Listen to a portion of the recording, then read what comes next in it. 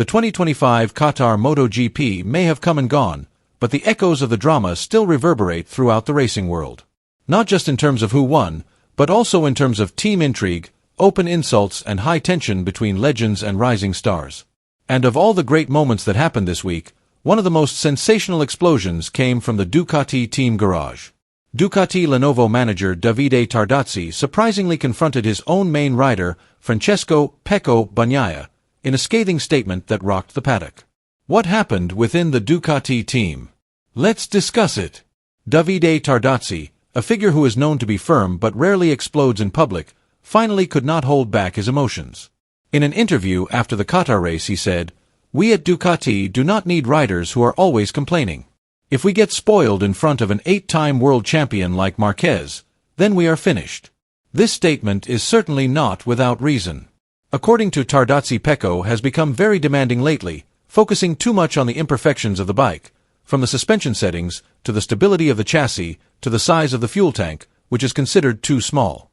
In fact, as a 2-time world champion, Pecco should be able to manage the shortcomings and take advantage of the Ducati bike's advantages.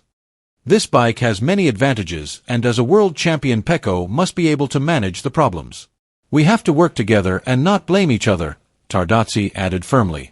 The MotoGP drama does not seem to be limited to the Ducati garage.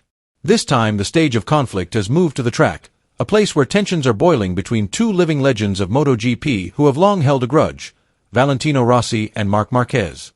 Beyond the expectations of many, Valentino Rossi was present throughout the MotoGP weekend in Qatar. From the free practice session on Friday, through the tense qualifying session on Saturday, to the adrenaline-fueled race on Sunday, Rossi seemed to be there for every second. But his presence was not just to encourage the VR46 team. There was something strange, and at the same time amazing, about the way the legend positioned himself for 3 full days.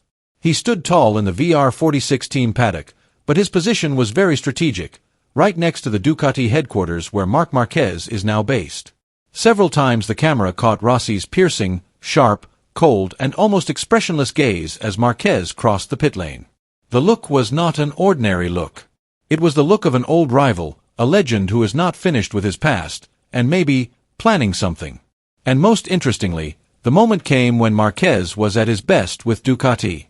In a pre-race interview Marquez had said, "If I win in Qatar, I will be closer to the title." This statement was no joke. On track Marquez was ferocious. He backed up every word he said with an undeniable performance, overtaking opponent after opponent in his trademark aggressive and almost fearless style. The 2025 Qatar MotoGP race was a chance to prove who truly deserves to be called the new king of the track.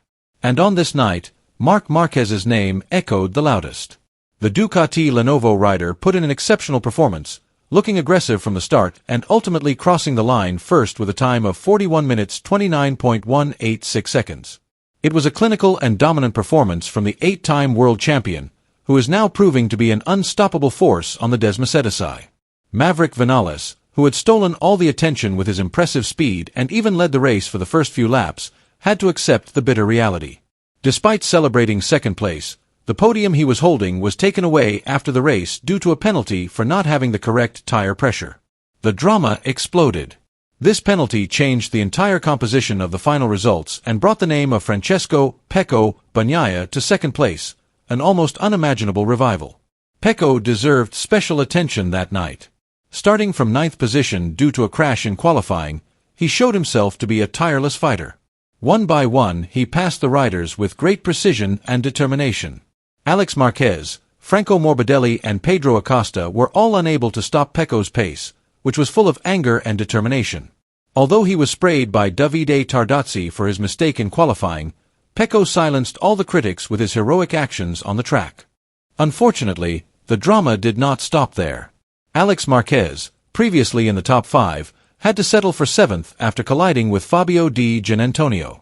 The incident resulted in a long lap penalty, which further diminished his chances of finishing at the front. His emotions seemed to peak in the park firm. He could not hide his frustration. However, it was Jorge Martin who suffered the worst fate. The Pramac racing rider suffered a terrible crash in turn 12 on lap 17. The front of his bike lost grip and he was thrown off the bike and skidded hard off the track. He lay on the side of the track for quite some time, forcing the medical crew to move in immediately. The steward's decision to allow the race to continue without a red flag immediately sparked heated debate in various circles. Many felt that the safety aspect had once again been ignored for the sake of continuing the race. Jorge Martin's incident was seen as clear evidence that the safety protocols implemented in MotoGP need to be thoroughly evaluated. The 2025 season has only just begun, but the MotoGP World Spotlight is already on one team, the Ducati Lenovo team.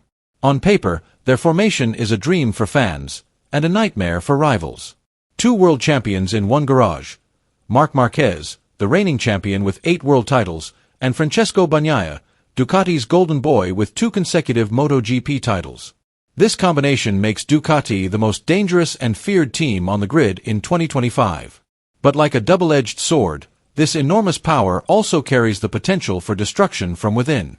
Behind the smiles for the cameras and the diplomatic statements about cooperation, there is a whiff of competition that could explode at any time. Spanish MotoGP observer Oscar Haro has issued a stark warning. He believes that the harmony between Marquez and Bagnaia will only last as long as there is no fight for position. Marquez is a predator. In the same conditions, he is superior to Bagnaia, Haro told Motosan. Haro describes Marquez as more than just a fast rider. He is a warrior on the track, someone who is hungry for victory and will never be satisfied with second place, even to his own teammate. Marc is not coming to help Bagnaia defend the title. He's coming to take it all. His mentality is different. He's the only one who brings a real killer aura to the grid right now. Strategically, Ducati are playing with fire. Putting together two riders with egos the size of stars can lead to absolute domination, or internal chaos that destroys both. MotoGP history has shown many times that two alphas in a team almost always end up in conflict.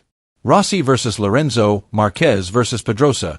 Even Bagnaia himself has clashed with his teammate when he felt his position was under threat. The relationship between Pecco Bagnaia and Davide Tardozzi seems to be cracking. The tension that was hidden behind smiles and professional gestures is beginning to show on camera. Differences of opinion on strategy, pressure to perform and off-track behavior are the main triggers for the increasingly heated dynamic between Ducati's main rider and his longtime team manager. Meanwhile, from the other camp, Valentino Rossi, the living legend, began to put real pressure on Marc Marquez. Not as a teammate anymore, but from his strategic position as leader of the VR46 team, which is now starting to climb. Rossi seems to want his team not only to appear competitive, but also to prove that a new era of glory can be built without relying on the old names that have dominated for years. The atmosphere on the track is no less heated.